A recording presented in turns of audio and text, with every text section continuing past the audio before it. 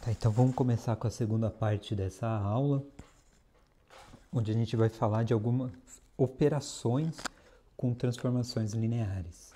Tá? Então começo aí com um teorema. Nós temos duas transformações T que leva de um espaço Rm para um espaço Rn e S para um espaço de um espaço Rn para um espaço Rp. Tá? Então a gente tem duas transformações lineares e as respectivas matrizes que a gente consegue escrever dessas transformações é uma matriz A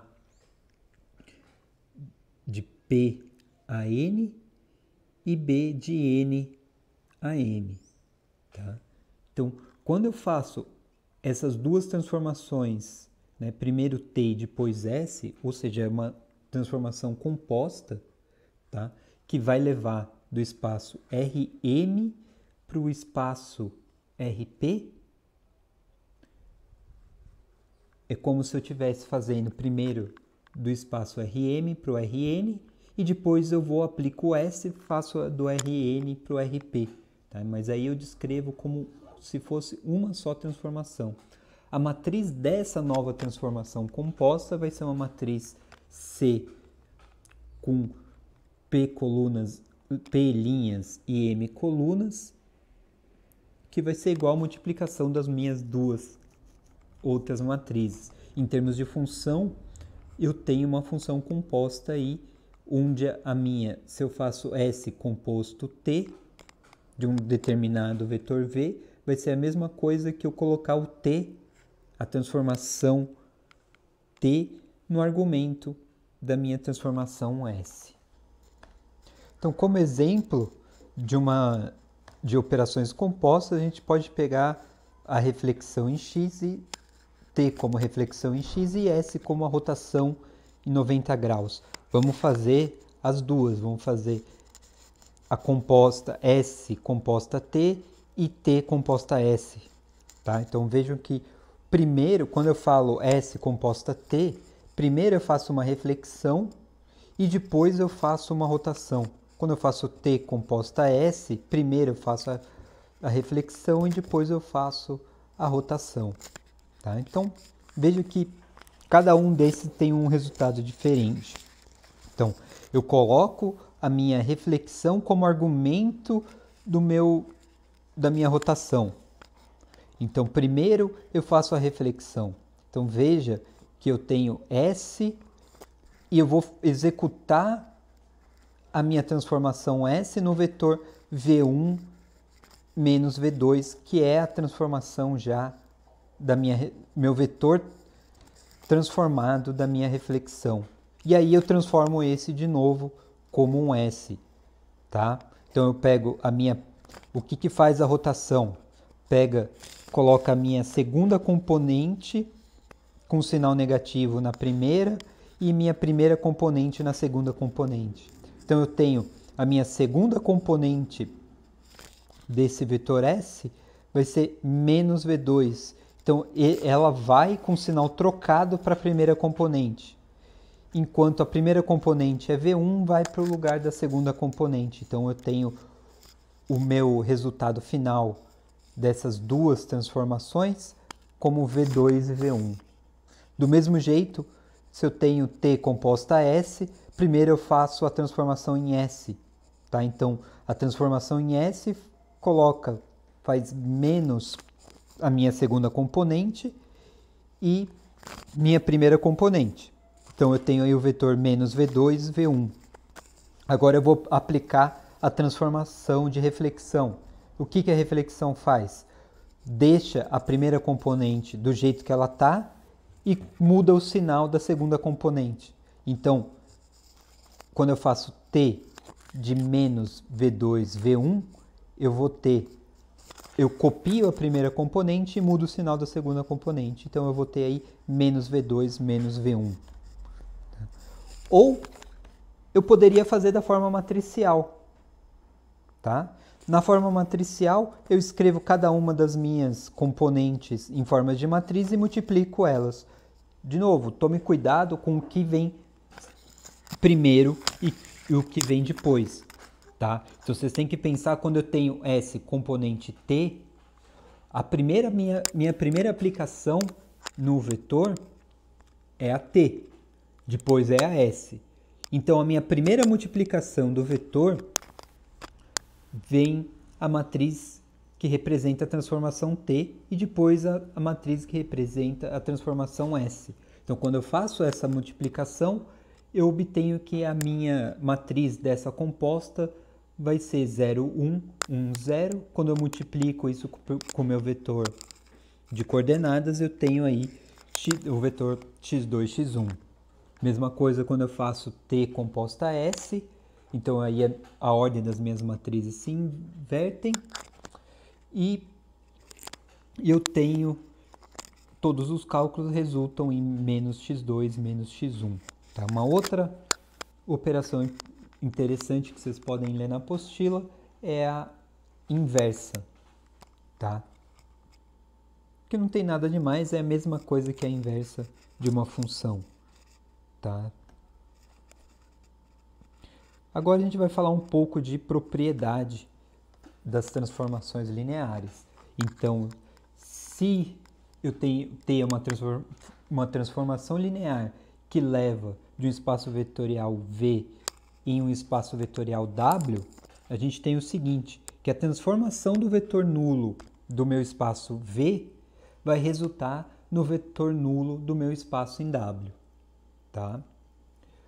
A segunda propriedade é a transformação de uma combinação linear vai ser igual à combinação linear das transformações de cada um dos vetores que formam a base.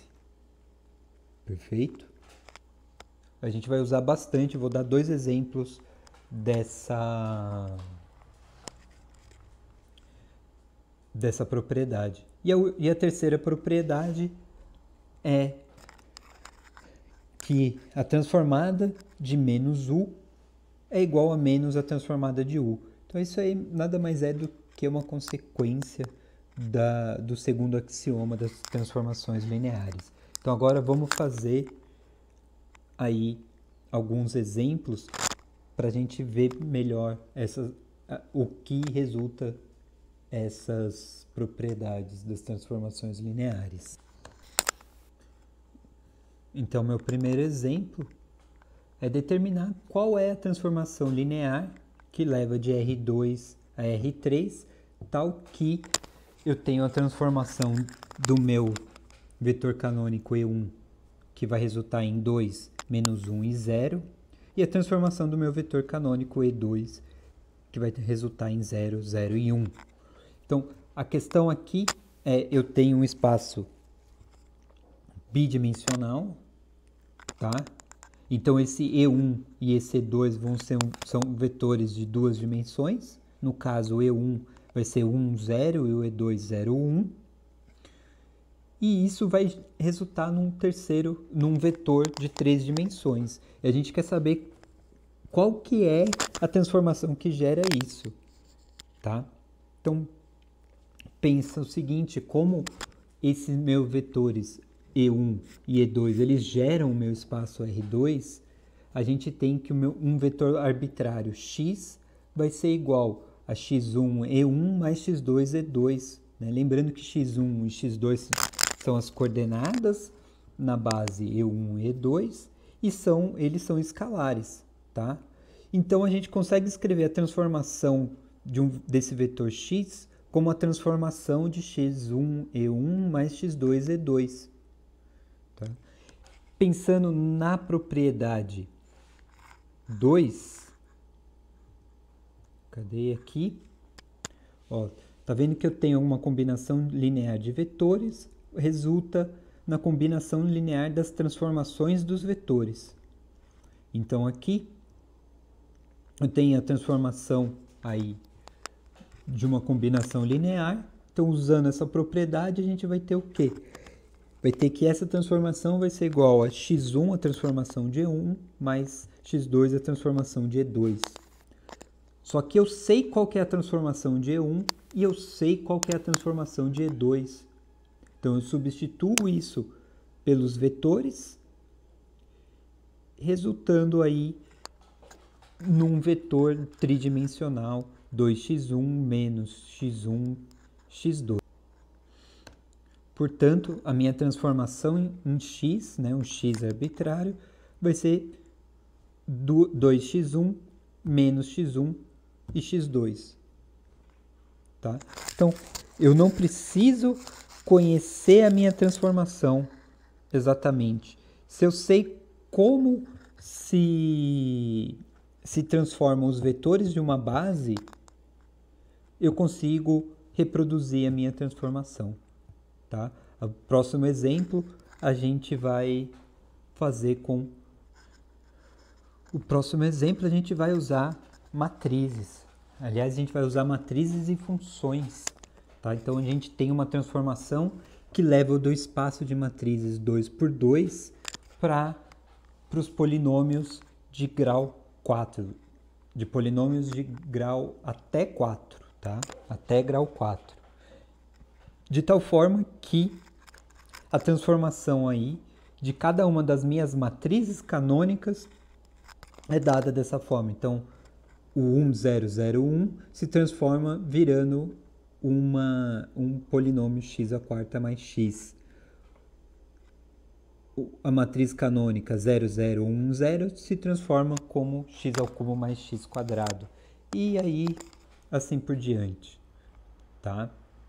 Então, a gente pode escrever uma matriz A qualquer como A1, A2, A1, A2, tá? E a transformação dessa vai ser A1 vezes a transformação 1000 e assim por diante. Então, a gente sabe essas transformações, a gente troca, rearranja, e aí a gente tem que a transformação de uma matriz qualquer vai ser igual a x vezes as componentes A1 mais A2, mais x quadrado, as componentes A1, 2 mais A2, 1, mais x ao cubo vezes a soma das componentes A1 e A1, 2 e A2, 1, mais x à quarta vezes a soma de A1, 1 mais A2, 2. Tá certo? Então, o próximo que vem, a gente vai discutir sobre... A próxima aula, a gente discute sobre imagem núcleo de uma transformação linear.